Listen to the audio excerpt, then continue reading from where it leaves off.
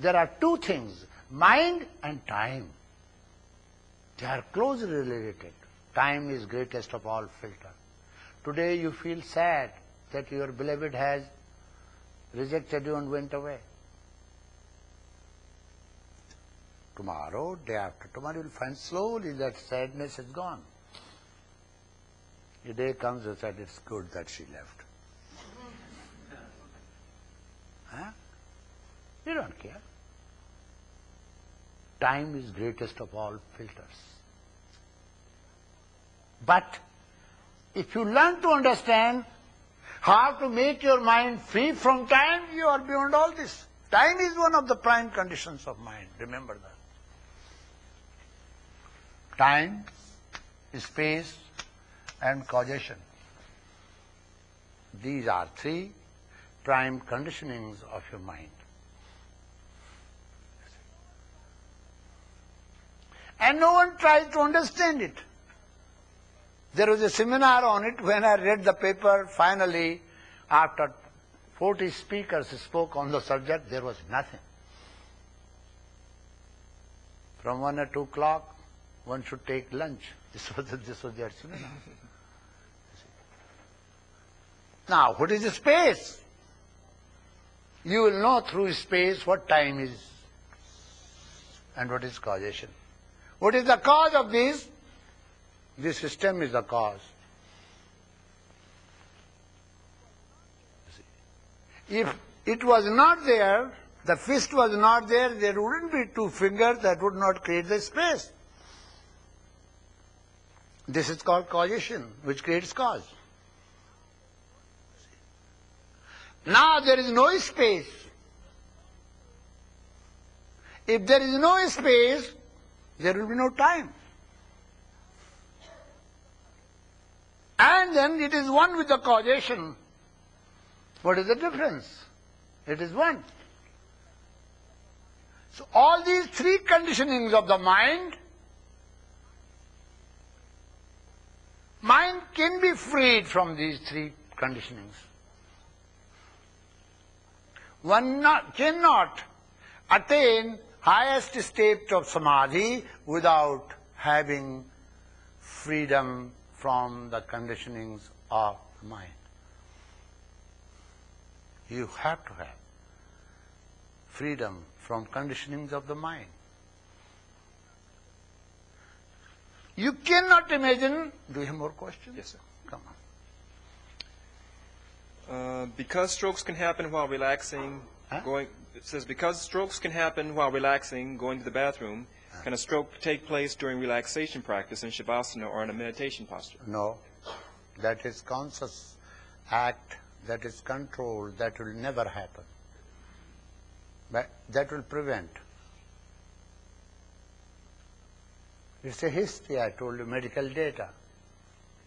Those who are expert on this, they will tell you this.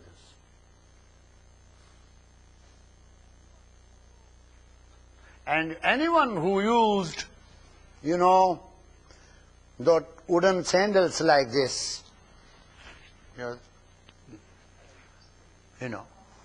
and use that sacred salt in tying, they never had a stroke. This is also history. Yes. Stroke occurs because of our negligence and ignorance. If we just learn to clench our teeth before we go to bathroom, both, releasing urine and filth, then there will be no stroke during that. A stroke can be prevented. Sometimes stroke occurs, 99 occurs in bathroom, and the rest of the time occurs when you are in sleep.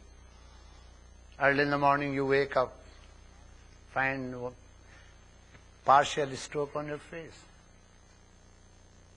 You see. But it doesn't occur another time. It aggravates other times. It starts during these 2 times. I studied this subject very nicely. because that is related to my subject. I wanted to know what are the findings. Many of the findings today are not true. Such as, it's a myth in medical science that pelvic cannot be moved. That's not true. There are exercises for the pelvic. So once something has been written in Gray's Anatomy, they follow that. Yes. There's one question that was given to me, and I've seen misplaced it. It was about the person had their appendix removed, but they didn't feel they had any problem digesting greens, but they wanted to know if there was anything they could do to help them digest. There will be. So was there anything that they could do to help them digest greens? It's okay. That's little nothing. Nobody lives on greens. We are not grass eaters. We eat little, so what? We can chew. But that particular organ which supplies secretion to digest greens is not there. Other liquids help. It happens. There is a law of compensation in our body. When pineal gland center does not function, what will happen? Pituitary gland center becomes active and takes over the functioning of pineal gland center. It's a law of compensation. If my left hand does not work, my right hand works. And sometimes I train my foot to help my right hand. It's a law of compensation in the body. And one last one. The person asks, can you please speak about the 4 right attitudes, especially indifference to evil? What? Indifference to evil? That is not yogic term. Yoga does not believe in evil. Yoga doesn't believe. Yoga does not believe in sin. Yoga says it's obstacle. These words are religious words. I can explain them, but they are not yogic words. This is not yogic terminology. Okay. Yes. I'm going to. Yes.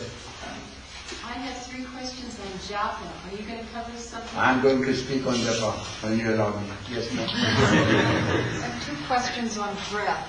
First, is it better to visualize the breath as a wheel or a circle, or something that just rises and falls? You don't visualize the air. When the air blows, you don't visualize. When you inhale, you don't visualize. Make this kind of a motion when you're talking about breathing. Because there is no other way for me to give the simile. But when you pay attention towards your breath, just feel the flow of it. You see, don't visualize.